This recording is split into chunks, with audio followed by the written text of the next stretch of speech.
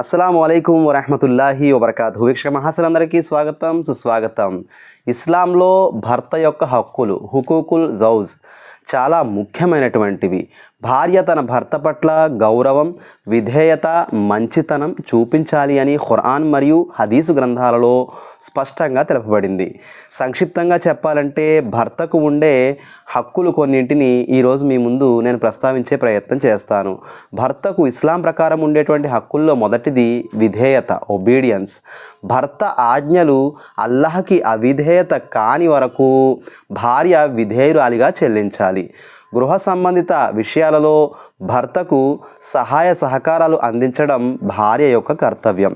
2, గౌరవం అనగా రెస్పెక్ట్. భర్తను గౌరవంగా చూడాలి, ఎగతాళి ఎంత మాత్రము కూడా చేయకూడదు.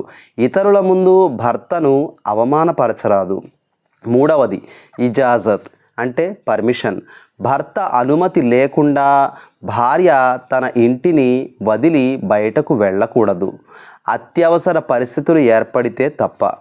4, ఆస్తి మరియు ధనం, వెల్త్ అండ్ ప్రాపర్టీ.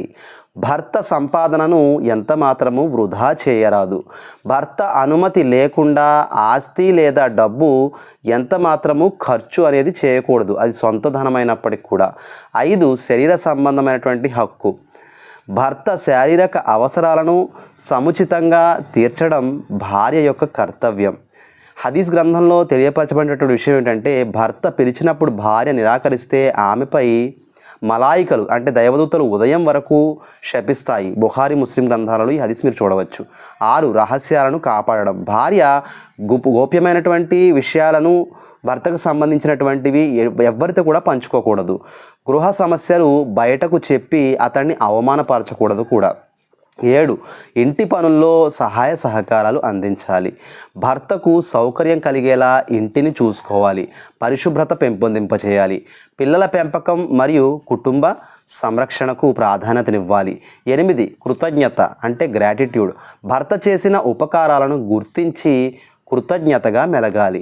హదీసులో ఈ విధంగా సెలవీయబడింది, భార్య తన భర్త పట్ల కృతజ్ఞత చూపకపోతే అల్లాహ్ కూడా ఆమె పట్ల సంతోషించడనేటువంటి విషయం తెలుపబడింది. కాబట్టి ఈ విషయాలను గుర్తుంచుకుని భర్త యొక్క హక్కులు భార్య చెల్లిస్తూ ఉన్నట్లయితే ఆ సంసారం ఉన్నతమైనటువంటి ఆదర్శ సంసారంగా తీర్చిదిద్దబడుతుంది.